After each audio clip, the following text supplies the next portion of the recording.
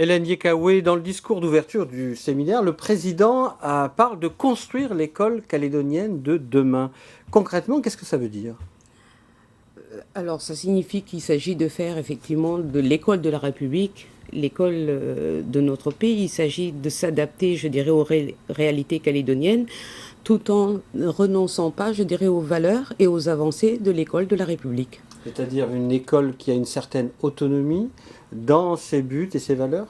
Non, il s'agit de s'adapter, je dirais, aux réalités culturelles, sociales, historiques, que l'école soit ancrée dans l'environnement calédonien et non pas une école, je dirais, qui soit du copier-coller de la métropole. Et qu'est-ce qu'il faudrait favoriser selon vous en priorité? Écoutez, déjà qu'on donne une identité à l'école calédonienne, c'est l'enseignement des langues et de la culture kanak, c'est ce dispositif dont on voit dans le reportage qu'il faut plus d'enseignants kanak, puisque l'école est censée reproduire, je dirais, des travailleurs et des citoyens qui sont issus de la société calédonienne. Or, force est de constater aujourd'hui qu'il y a très peu d'enseignants d'origine kanak. Donc il faut que l'école, elle reflète, je dirais, cette diversité. Est-ce que ce dispositif dont on vient de voir le reportage, on a vu que 60 personnes sont aujourd'hui détentrices de ce diplôme, sur 1800 enseignants, c'est très peu quand même.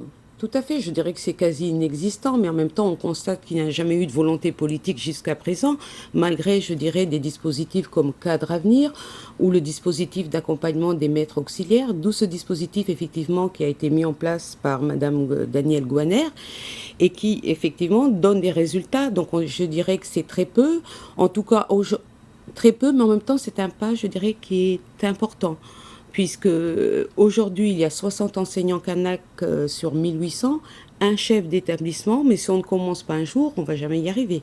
Donc il faut forcer le pas, c'est ce que vous le dites. Oui, tout à fait. Ou tout au moins avoir des dispositifs, aller chercher ces enseignants, ces maîtres auxiliaires. C'est ce qu'elle dit, la jeune femme, dans ce reportage. Elle n'y arrivait pas toute seule, il fallait l'accompagner.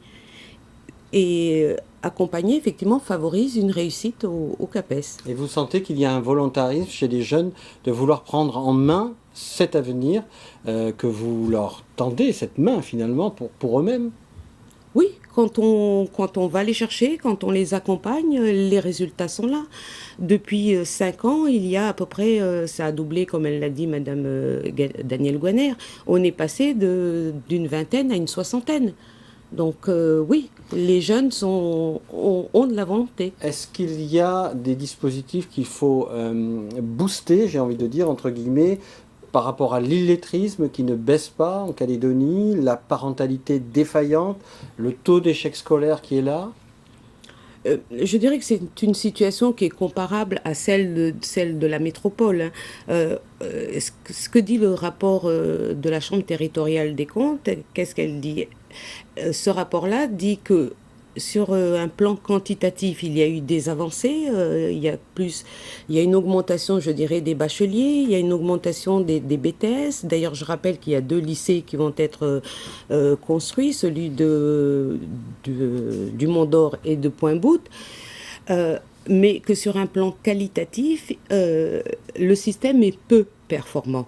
D'où ce projet éducatif où aujourd'hui, je dirais, il s'agit de mettre le curseur là où c'est nécessaire et non pas où la métropole, elle a décidé. Parce que l'autre constat aussi toujours de ce rapport, c'est qu'il n'y a jamais eu de politique éducative en Nouvelle-Calédonie. Je dirais que ça a été toujours une gestion de l'école, mais il n'y a jamais eu d'ambition pour l'école calédonienne. Et c'est ce que nous voulons à travers ce projet éducatif. Je rappelle d'abord que ça a été une démarche participative, puisqu'il y a eu des débats sur l'ensemble du territoire. Et aujourd'hui, on est à une étape charnière, puisqu'on n'est plus dans le temps de la réflexion ou du débat, et on arrive aujourd'hui à la concrétisation de ce projet éducatif avec ce séminaire qui a rassemblé effectivement 150 personnes du monde d'abord avec l'ensemble des partenaires de l'école, à savoir les fédérations des parents d'élèves, les syndicats, l'enseignement privé. Et d'ailleurs, je voudrais en profiter pour les remercier. Rapidement, car on arrive à la fin. Voilà, je voudrais les remercier. Et donc aujourd'hui, ils ont amendé, modifié, donné leur avis sur l'avant-projet qui va être présenté fin 2015 au Congrès et qui sera donc validé ou pas Et par nous les aurons élus du l'occasion Congrès. d'en reparler. Merci, Monsieur Rosada. Merci Hélène Yekawé pour avoir accepté notre invitation.